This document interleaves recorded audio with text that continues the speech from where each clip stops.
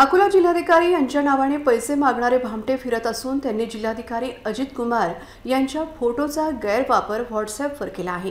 जिल्हाधिकाऱ्यांच्या नावे बनावट व्हॉट्सॲप अकाउंटवर पैसे मागितल्यास पोलिसात तक्रार करण्याचे आवाहन अजित कुमार यांनी केले आहे।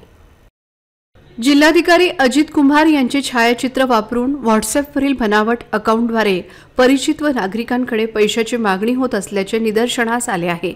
हा प्रकार 856 20 98 39 27 40 तसेच 91 93 32 93 91 28 या भ्रमणध्वनी क्रमांकाहून घडत आहे। अशा मेसेजवर कुणीही विश्वास ठेवू नये व अशा अकाउंटहून संदेश येताच तत्काळ रिपोर्ट करावे असे आवाहन जिल्हाधिकारी अजित कुमार यांनी केले आहे।